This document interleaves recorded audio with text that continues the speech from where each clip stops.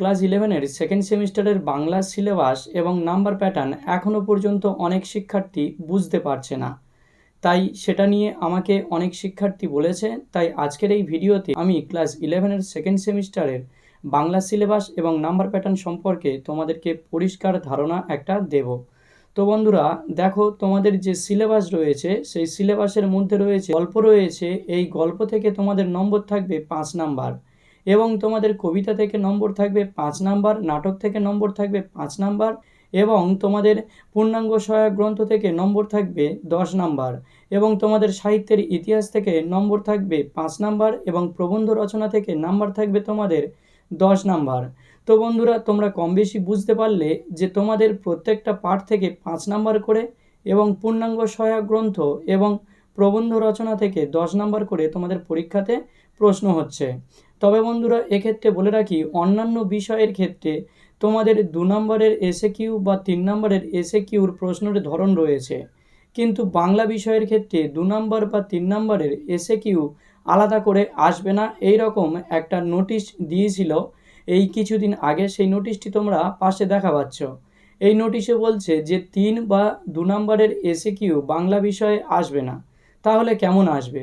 এই 3 বা 2 বাংলা বিষয়ের ক্ষেত্রে আলাদা করে এসএকিউ টাইপ না এসে যে সমস্ত স্যারেরা তোমাদের প্রশ্নপত্র তৈরি করবে, তারা কিন্তু এই ক্ষেত্রে 2+3 করে কিন্তু 5 নাম্বার মিল করতে পারে, অর্থাৎ প্রশ্ন তৈরি করার সময়। এইবারে দেখে নাও বন্ধুরা, তোমাদের কি কি সিলেবাসের মধ্যে রয়েছে। গল্প রয়েছে, সেটি হলো ছুটি গল্প এবং তেলেনাপোতা আবিষ্কার গল্প, এবং তোমাদের কবিতা রয়েছে ভাব সম্মিলন বিদ্যাপতির লেখা, এবং লালন শাহর লেখা লালন শাহ ফকিরের গান, এবং তার সঙ্গে আরেকটি কবিতা রয়েছে তোমাদের নুন কবিতা। এইবারে দেখো বন্ধুরা, তোমাদের যে নাটকটা রয়েছে সেই নাটকের নাম হচ্ছে কি আগুন নাটক, যেটি বিজন ভট্টাচার্যের লেখা আগুন নাটক। এবং তোমাদের পূর্ণাঙ্গ সহায়ক গ্রন্থ রয়েছে অনেকগুলো পাঠে, তার মধ্যে রয়েছে তোমাদের পঞ্চতন্ত্র। এই পঞ্চতন্ত্রের মধ্যে রয়েছে তোমাদের বই কেনা, আজব, শহর কলকাতা, এবং রয়েছে 25শে বৈশাখ, এবং তার সাথে রয়েছে তোমাদের আড্ডা। এটা হলো তোমাদের পূর্ণাঙ্গ সহায়ক গ্রন্থের সিলেবাস। তো এবারে দেখো বন্ধুরা, তোমাদের বাংলা শিল্প সাহিত্য ও সংস্কৃতির ইতিহাস থেকে তোমাদের রয়েছে আধুনিক বাংলা সাহিত্য। এই আধুনিক বাংলা সাহিত্যের আবার অনেক পাঠ রয়েছে। তার মধ্যে তোমাদের পড়তে হবে যেটা যুগের আধুনিকতা এবং উপনিবেশিক বাংলার সামাজিক ও ধর্মীয় আন্দোলন, শিক্ষা সংস্কার, গদ্যের উদ্ভব, এবং কবিতা, উপন্যাস ও ছোট গল্প, নাটক, যাত্রা ও নাট্যমঞ্চ ও প্রবন্ধ, এগুলো তোমাদের থাকছে। এবং তার সঙ্গে থাকছে তোমাদের লৌকিক সাহিত্য।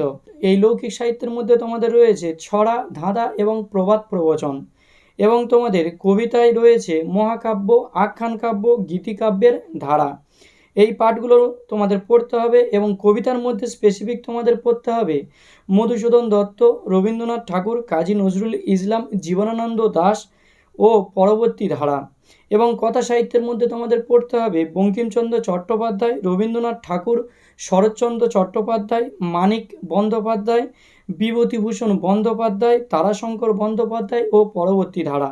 এবং নাটক থেকে তোমাদের পড়তে হবে মধুসূদন দত্ত, দীনবন্ধু মিত্র, গিরিশচন্দ্র ঘোষ, রবীন্দ্রনাথ ঠাকুর, দ্বিজেন্দ্রলাল রায়, বিজন ভট্টাচার্য ও পরবর্তী ধারা।